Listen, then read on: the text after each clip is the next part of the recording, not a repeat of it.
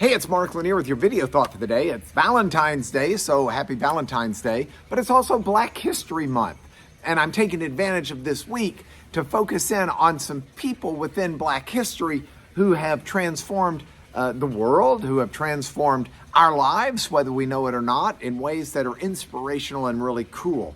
Stories that we may not be as familiar with if we did not grow up in a culture that examined carefully its Black heritage. And so I want to talk today about a fella. Now you'll recognize his name as soon as I tell it to you, but he was born in 1817. His mother was a slave. His father evidently was one of the white slave owners who had impregnated his mother. At a very early age, one of his early memories, I think he was 6 or 7 years old, and his room, that was his bedroom, was really just like the pantry off of the kitchen there in the slave quarters. But there was another slave who was 15 years old named Hester, and she was evidently strikingly attractive. And she was carrying on in some type of a friendship with one of the other slaves that had been decreed to be something taboo that she shouldn't do. And she was caught talking to the boy again.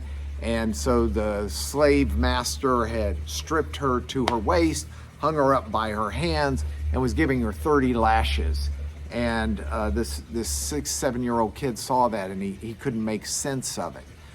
He was shipped off when he was 9 to a family, the Auld family in Maryland, who was very devout. At least Sophie, the mom was, Sophia, the mom, very devout in her Methodist Christian faith. And she actually taught this young slave boy the alphabet.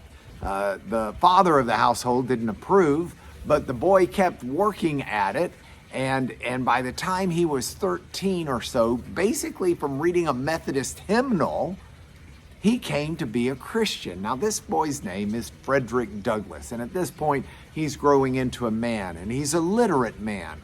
But he had a real issue.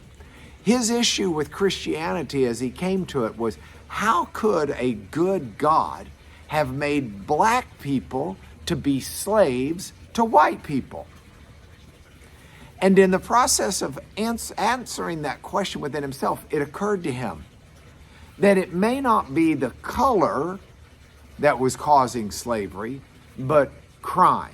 In other words, God didn't make one color to serve another color. The fact that the servitude was happening was a crime, and it was against the wishes of God as well as against the propriety of humanity.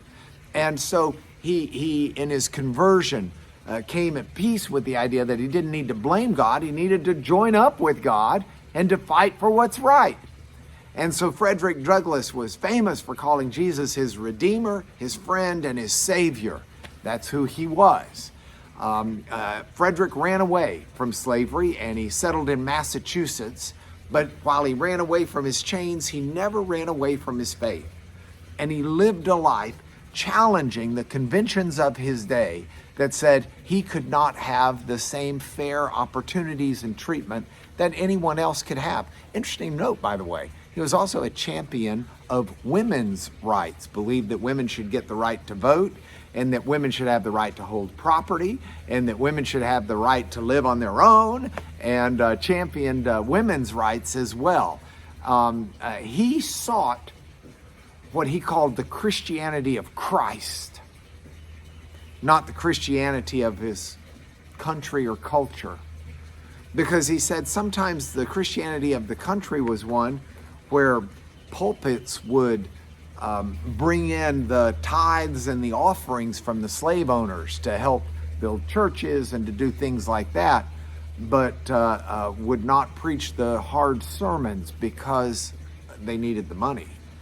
And he said, Christianity, he talked about Jesus in Matthew 23, I think verse 27, where he talked about the whitewashed tombs that hypocrites were, because they try to look so nice on the outside, but inside their hearts were not there. And he said, I want the Christianity of Christ. So I celebrate Black History Month with a video thought for the day on Frederick Douglass because I love his attitude of, I want to fight for justice on God's side. I don't want to let injustice pervade our culture or our families or our relationships or anything. And I want not to be that hypocrite. I want to be someone who reflects the Christianity of Christ, where my heart and my passion are for God and His will. That's my goal today, and I thank Frederick Douglass for being an inspiration, and I hope you have a wonderful Valentine's Day. I'll see you tomorrow, but this is your video thought for today.